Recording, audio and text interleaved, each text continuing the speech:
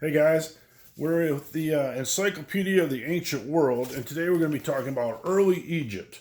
Okay, the first, part of Egypt we talk about gets labeled as the pre-dynastic period, and that's roughly between 5,500 BC and 3,500 BC. Okay, the early Egyptian people, as most early people did, were living along the river, and this river is the River Nile, right?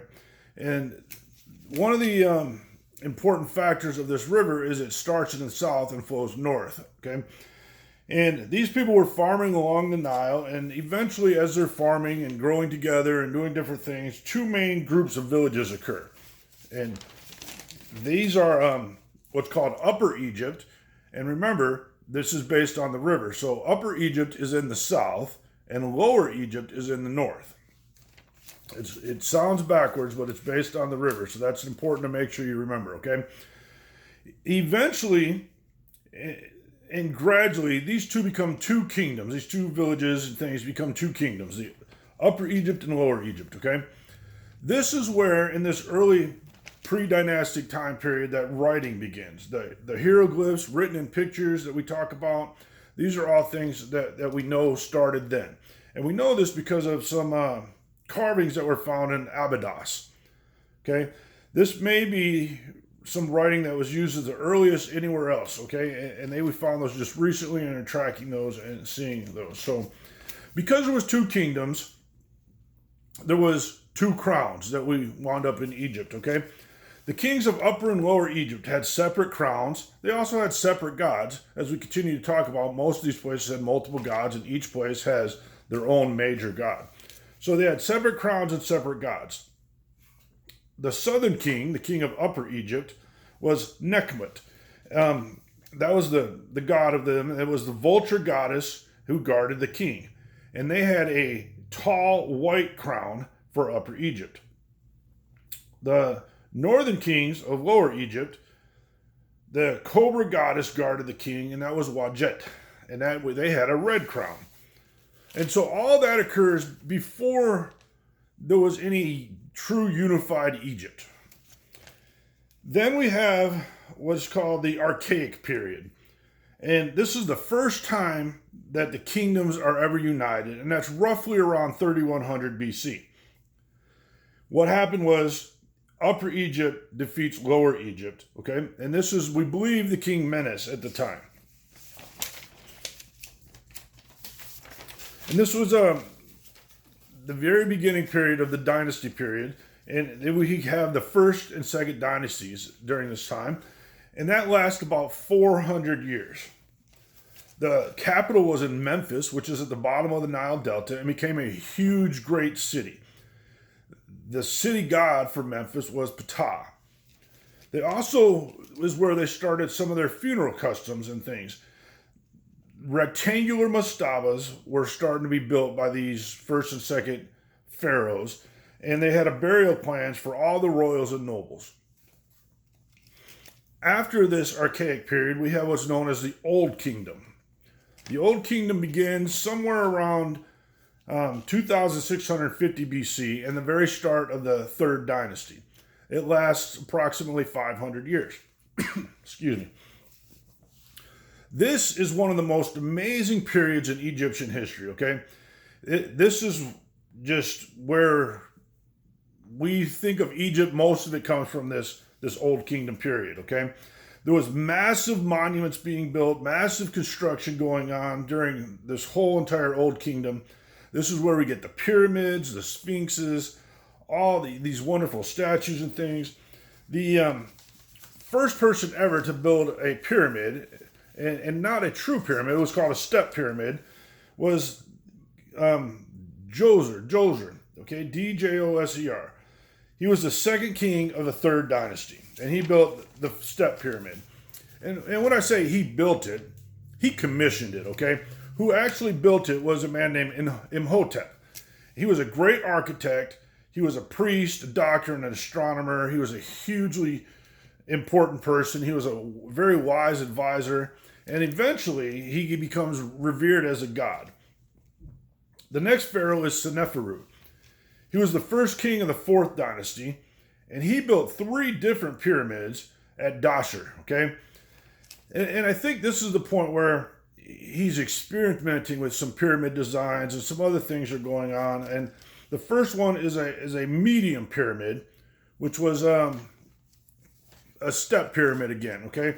Then we have the bent pyramid, and there's lots of confusion as to what happens with this, but basically he goes about halfway up, and the design changes, and it makes it look like it's a little bit bent. And the confusion is whether it was poor construction, running out of money, or were supposed to represent upper and lower kingdoms. They weren't real sure. They're still not sure. But the last pyramid he built was called the Red Pyramid, and called the Red Pyramid because it never got covered with, the limestone that they usually get covered with, and so it glows kind of red in the sun. And it was the first true pyramid type building that we had, okay?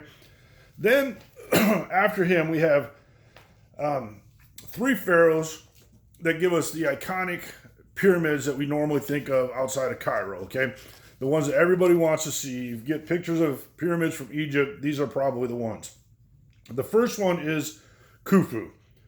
He was also known by the Greek name of Cheops. He was the son of Sneferu, and he built what's called the Great Pyramid of Giza. It's actually the very largest pyramid in all of Egypt. His son was Khafre, and he built a pyramid right next to his dad's. And his pyramid actually looks bigger, but it was built kind of on a higher plateau, so it's not as big. The last one is Menkaure. Menkaure was the son of Khafre. He also built the pyramid at Giza, but it's actually the smallest of the ones there. Then we move from them to the 5th and 6th dynasties, where many kings built many different pyramids. There was pyramids literally being built everywhere at this point. There was over 90 different pyramids that were built on the west bank of the Nile. They kind of dotted the desert landscape, okay? Unfortunately, most of those were poorly built and are now mostly just rubble.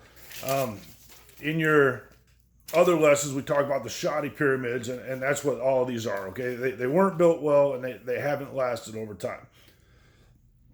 The last king of this period was called Pepi II, and he reigned an extremely long time. He was about 100 years old and reigned for a good majority of that. Towards the end of his reign, especially, he placed nomarchs, which were governors who ruled different areas of the empire, okay? And they, because he ruled for so long, most of his children and other people were died, so he didn't have a true successor. So when he died, these nomarchs, these governors, started to vie for power after his death. And because of this, Egypt fell into a period of confusion. And so there was this period of time there where there wasn't a true dynasty, and things were very confused, and there wasn't so much a united Egypt as there was different people ruling different parts of Egypt. Let's move from there into talking about some of the early Egypt's fighting forces, okay, the different armies that they had. In the early armies of the Old Kingdom, there was really only a very small professional army. Local rulers would have, some type of militia that would help them secure their city areas or their different regions. But there was, like I said, only a very small professional army at the time. The Middle Kingdom, up to about the 12th dynasty, is where we have the first full national army, the one that truly represented all of Egypt. But it was probably still pretty small at this point. Somewhere around the 6th dynasty, we started getting what's, nowadays we call mercenaries, okay? These guys were from Nubia. They were Nubian men who were paid to fight for Egypt, okay? Their land was sort of taken over, but to allow them to do their thing, they were given the opportunity to fight for Egypt and got paid well, and they did this. And what's called the Medjay, and they concentrated on keeping the law, okay? And Medjay eventually means police force, and is what our modern day police force is built after. Along with the army structure. Our army structure we're going to talk about just a little bit is very similar to what our army structure is today, or, just different technology that we use instead. But they had a commander-in-chief, which is usually the king or the pharaoh. Then they had staff, which was, the royal battle advisors, supply distributors, someone in charge of making sure people got paid, those type of things. Then they had a navy, and the navy was used to transport troops and transport supplies, usually up and down the Nile to where they needed to be, and then, moved from there. Then there was different army units. Each army unit was named after a god, okay? They usually had about 4,000 foot soldiers and 500 chariots, each chariot consisting of 2 men. The experienced soldiers fought more at the front, and then as people gained more experience, they could be rotated to the front. They also had trumpeters and standard bearers. They gave directions and kept orders. And again, like I said, a lot of this is similar to what, we do in modern warfare. We don't necessarily have trumpeters, but we have people giving signals and commands and things like that.